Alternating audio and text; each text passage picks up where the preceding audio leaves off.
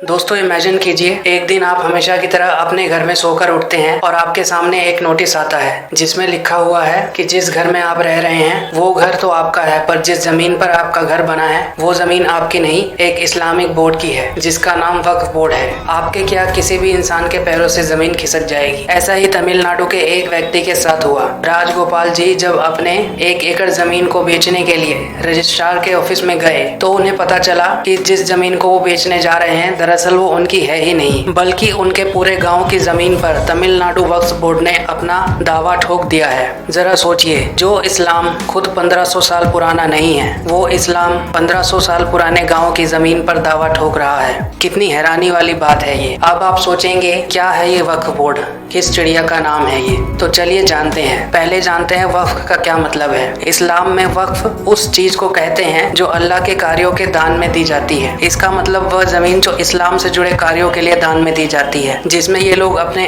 मदरसे, मजार और मस्जिदें बनाते हैं और वक्फ बोर्ड उनकी देख रेख का कार्य करता है। इस बोर्ड का गठन जवाहरलाल नेहरू ने 1964 में किया था। पाकिस्तान में गए मुसलमानों की जमीनों को उस बोर्ड के अंदर लाया गया ताकि उनकी जमीनों पर कोई हिंदू कब्जा ना कर सके। और बाद में सन 1995 में विपिन सिंह की सरकार ने इस वक्फ बोर्ड को असीमित ताकत दे दी। उसके तहत वक्फ बोर्ड देश में किसी भी जमीन पर अपना दावा ठोक सकता है और उसका ओरिजिनल मालिक उसका केस लड़ने कोर्ट में भी नहीं जा सकता। वक्फ बोर्ड का खुद का एक ट्रिब्यूनल होता है जिसमें जाकर वो अपनी अपील कर सकता है। वक्फ बोर्ड को इतनी असीमित पावर देने का परिणाम यही हुआ कि आज वक्फ बोर्ड के पास रेलवे और सेना के बाद सबसे ज्यादा जमीन है, लगभग 8000 एकड़ से ज्यादा जमीन। और ये तो वो आंकड़े हैं जिनके बारे में हमें पता है।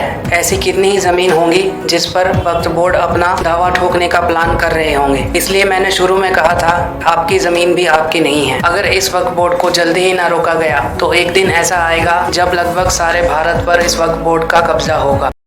तन मन धन से केजरीवाल भी और दिल्ली सरकार भी पूरी तरह से वक्फ बोर्ड के साथ है। आने वाला समय ये होगा जब वक्फ बोर्ड के पास इतना पैसा होगा जिसकी कोई इंतहा नहीं होगी। जो भी वक्फ बोर्ड को जब भी किसी चीज की जरूरत होगी, दिल्ली सरकार वक्फ बोर्ड के साथ है।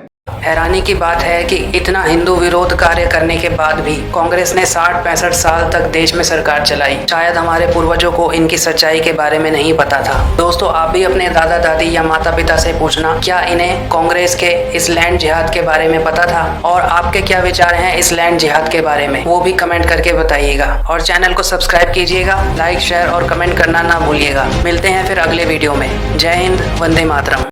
क्यों ऐसा बोर्ड बनाया जाए जहां भ्रष्टाचार की बात हो? और एक सबसे इंपॉर्टेंट बात जो आप अशोक जी कह रहे थे, 1600 साल पुराना मंदिर है तमिलनाडु में जिसके ऊपर ये बात कही गई, आप थोड़ा और गूगल करिएगा तो आपको मिल जाएगा।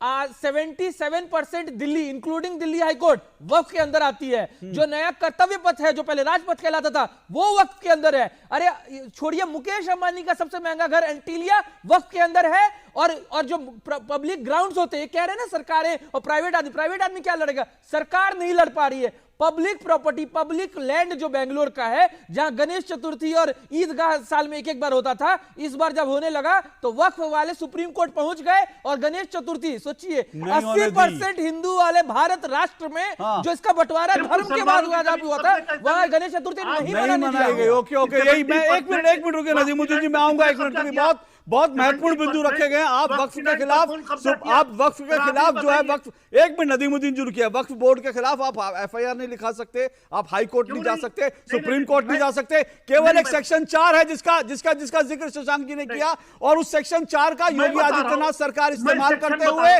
भू माफियाओं के खिलाफ जो वक्फ बोर्ड में घुसे उनके खिलाफ कार्रवाई कर रही है। तो सवाल ये, इसको हिंदू मुस्लिम तो असदुद्दीन ओवैसी, इसको तो शरद पवार और इसको जो है अखिलेश यादव बना रहे हैं, और कोई नहीं।